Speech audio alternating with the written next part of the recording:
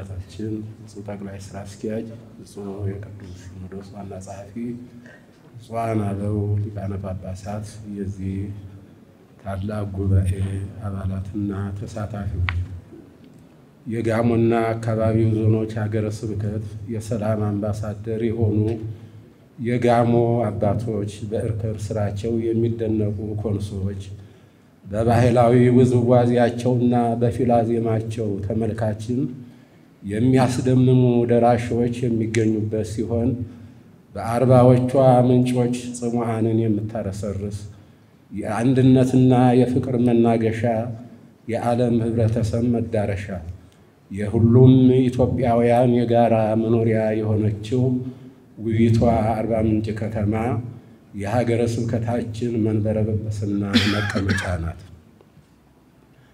የታሪክ ድርሳናት እንደሚያወሱት በየጊዜው ከውስጥም ሆነ ከአፋ የሚነሱ ፈተናዎች ሳይበግሯቸው ከወርሃ ጥር 1994 ዓመተ ምህረት ጀምሮ እስከ አሁን ድረስ ሀገረ ስብከታችንን በሊቀ ጵጵስና እየመሩ ያሉት ብፁዕ አቡነ ኤልያስ የጋሞና አካባቢው ጎፋና ባስኬቶ አህጉረ ስብከት ሊቀ ጳጳስ በ2017 በጀት ዓመት በ11 ወረዳዎች በመዘዋወር ለካህናትና ምዕመናን ልጆቻቸው ትምህርተ ወንጌልና አባታዊ ቡራኬ ሰጥተዋል። 6 አዳዲስ አብያተ ክርስቲያናት ተባርከው አገልግሎት እንዲጀምሩ አድርገዋል። በዘመናዊ ሕንፃ የተሰሩ 2 አብያተ ክርስቲያናትን ባርከው ቅዳሴ ቤታቸውን አክብረዋል።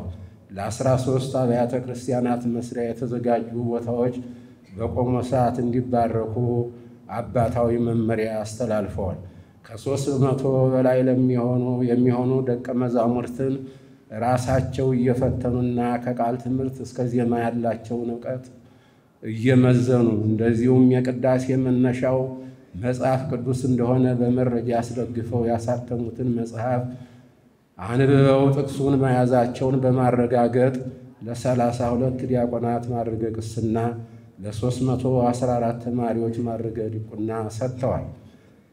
በሁሉም አህጉረ ስብከት ስልጣነ ክህነት የሚቀበሉ ቀሳውስትና ዲያቆናት ለክህነት አገልግሎት የሚያበቃቸውን ትምህርት ሲከታተሉ ጎን ለጎን በብፁዕነታቸው አዘጋጅነት ከታተመው መጽሐፍ አስረጅ የሆኑ ጥቅሶችን እንዲያጠኑ ቢደረግ ለመናፍቃን ምላሽ ለመስጠትና ምዕመናንን በሃይማኖታቸው ለማጽናት ይጠቅማቸዋል እንላለን።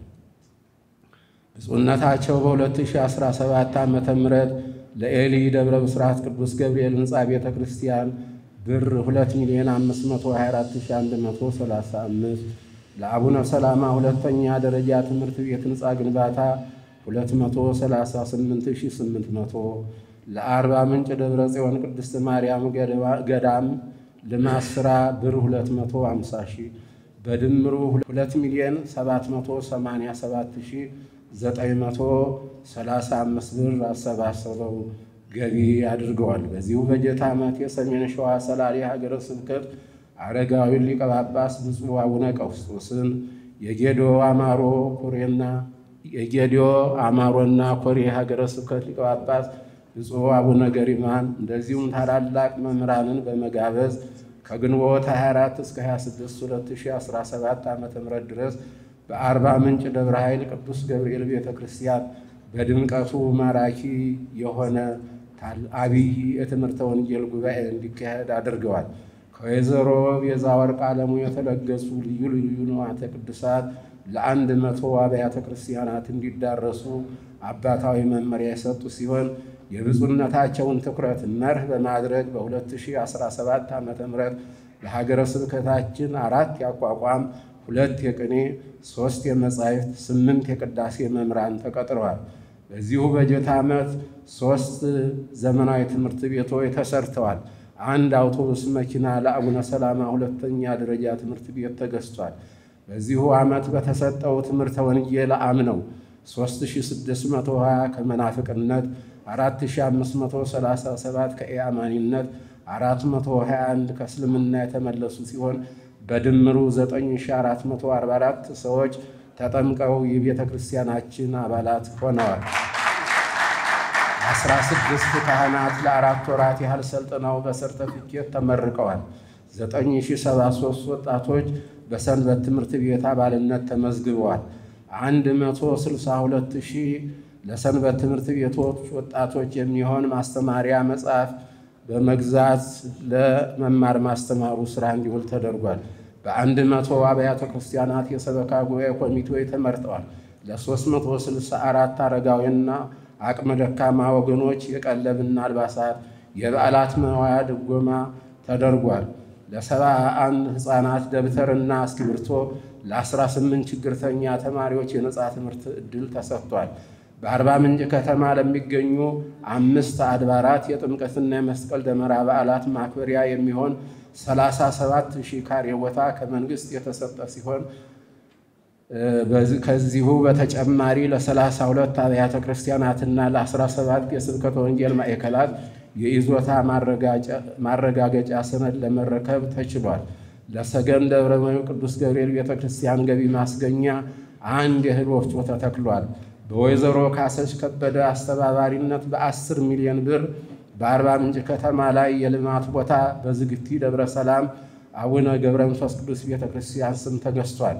ሀገረ ስብከታችን ከጠቅላይ ቤተ ክህነት በተላለፈው መመሪያ መሰረት የ10 ዓመታት መሪ ዕቅድ አዘጋጅቶ እስከ አጥቢያ ቤተ ክርስቲያናት አውርዷል።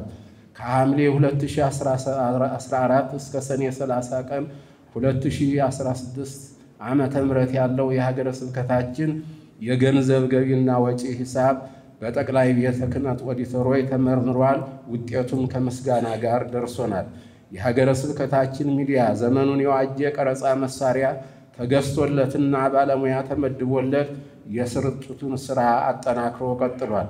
በ2017 ዓመተ ምህረት የተሰበሰበው 20 ከመቶ ገቢ ከ2016 ዓመተ ምህረት ገቢ ጋር ሲነጻጸር ብር 5,026,122 ከ05 በእድገት የተመዘገበ ሲሆን ሀገረ ስብከቱ ከጠቅላይ ቤተ ክህነት የተላከለትን በጀት በመሸፈን በብልጫ ብር 3,536,809 ብር ከ07 ሳንቲም አሳድጎ በጥቅሉ 35 ከመቶ ብር 7,478,319 ከ87 በአባይ ባንክ በኩል ለዋናው መስሪያ ቤት ማስተላለፉን እየገለጽ ሪፖርታችንን እናጠቃልላለን። ወስብሐት ለእግዚአብሔር።